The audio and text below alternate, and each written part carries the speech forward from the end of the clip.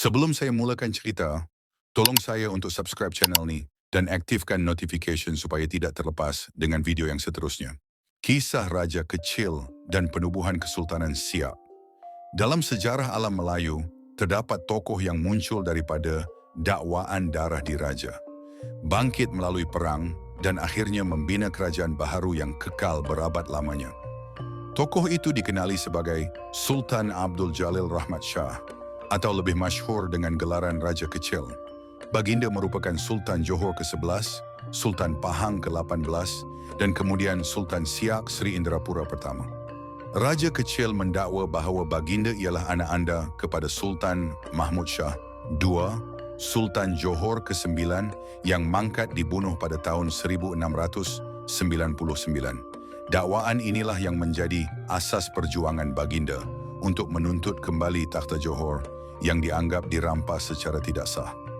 Menurut hikayat Siak yang dirujuk oleh Leonard Onway Andaya dalam karya Leaves of the Same Tree, Trade and Ethnicity in the Straits of Malacca, Raja Kecil ialah putra Sultan Mahmud Shah, dua hasil perkahwinan baginda dengan anak perempuan seorang pembesar istana.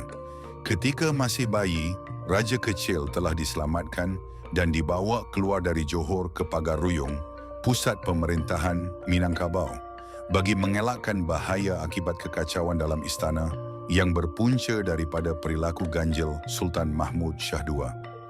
Di Pagar Ruyung, Raja Kecil dibesarkan dalam lingkungan istana Minangkabau dan disusukan oleh Puteri Jamilan, ibu kepada pemerintah Pagar Ruyung ketika itu.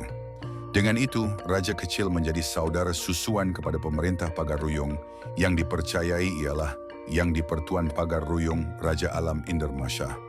Hikayat mencatatkan kata-kata Puteri Jamilan ketika mengambil Raja Kecil sebagai anak angkat. Terlalu kasihan aku akan dia kerana tiada bapaknya. Pada usia 13 tahun, Raja Kecil memohon keizinan Puteri Jamilan untuk keluar mengembara mencari ilmu. Baginda berkhidmat dengan pemerintah Palembang dan kemudian kembali ke Pagar Ruyung. Apabila ditanya mengapa baginda lama di laut, Raja Kecil menjawab bahawa baginda menengok cupak gantang orang, satu metafora yang menunjukkan penglibatan baginda dalam dunia perdagangan laut. Hal ini menggambarkan hubungan perdagangan yang erat antara Minangkabau, Palembang dan kerajaan-kerajaan di Selat Melaka. Puteri Jamilan kemudiannya menasihati Raja Kecil supaya mengembara sekali lagi. Namun kali ini dengan tujuan yang lebih besar, pergi ke Siak dan menuntut kembali Johor sebagai pembalasan terhadap kematian Sultan Mahmud Shah II. Raja Kecil kemudiannya ditabalkan sebagai pemerintah Pagar Ruyung dan dikurniakan alat kebesaran di Raja Minangkabau. Dengan sokongan ini, baginda mengambil gelaran Sultan Abdul Jalil Rahmat Shah. Bukti kewujudan dan peranan Raja Kecil turut direkodkan dalam dokumen barat. Catatan Belanda menyebut bahawa pada tahun 1674, seorang utusan Johor datang meminta bantuan Raja Minangkabau untuk berperang melawan Jambi. Dalam surat Sultan Jambi kepada VOC, pada tahun 1694, Sultan Abdul Jalil Rahmat Shah dari Pagar Ruyung hadir sebagai saksi perdamaian. Selain itu, pada tahun 1716, Sultan Indermasyah mengutuskan Sultan Abdul Jalil Rahmat Shah dari Siak untuk mewakili Pagar Ruyung dalam urusan perdagangan dengan VOC.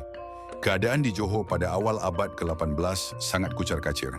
Semasa pemerintahan Sultan Abdul Jalil Riayat Shah keempat, pembesar Kesultanan Johor Lama saling bersengketa, tamak dan khianat.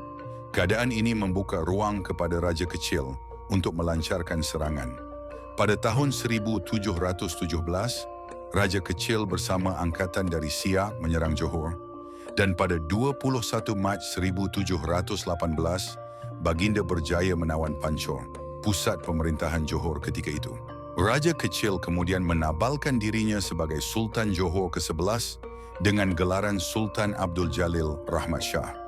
Walaupun demikian, baginda membenarkan Sultan Abdul Jalil Riayat Shah IV kekal di Johor, namun tanpa kuasa dan dikembalikan ke jawatan Bendahara Johor Pahang. Kemenangan Raja Kecil banyak dibantu oleh pembesar Johor sendiri yang mempercayai bahawa baginda ialah waris sah Sultan Mahmud Shah II. cubaan Sultan Abdul Jalil Riayat Shah IV untuk merampas kembali kuasa pada tahun 1719 bersama Raja Sulaiman dan Tun Abbas gagal, menyebabkan baginda melarikan diri ke Kuala Pahang. Sultan Abdul Jalil Rahmat Shah kemudiannya memerintah Johor dari Kepulauan Riau. Pada tahun 1720, baginda menitahkan Laksamana Nakhoda Skam untuk membunuh Sultan Abdul Jalil Riayat Shah IV di Kuala Pahang. Namun penentangan terhadap Raja Kecil tidak berakhir. Raja Sulaiman dan Tun Abbas berpakat dengan Opu Bugis Daeng V bersaudara dan akhirnya mereka berjaya mengalahkan Sultan Abdul Jalil Rahmat Shah. Pada tahun 1723, baginda dihalau keluar dari Johor dan kembali ke Siak. Di Siak, Raja Kecil menubuhkan Kesultanan Siak Sri Indrapura dan menjadi sultan pertamanya dari tahun 1722 hingga 1746. Baginda melakukan peluasan wilayah Kerokan, membina kekuatan armada laut di Bintan, dan antara tahun 1740 hingga 1745, baginda menakluk beberapa kawasan di Kedah. Sultan Abdul Jalil Rahmat Shah mangkat pada tahun 1746 dan dimakamkan di Buantan, Siak, lalu dikenali dengan gelaran Marhum Buantan. Baginda digantikan oleh anak andanya, Sultan Mahmud Abdul Jalil Shah, sebagai Sultan Siak Sri Indrapura kedua. Warisan Raja Kecil kekal sebagai tokoh yang mengubah peta kuasa alam Melayu melalui darah, pedang dan legitimasi sejarah.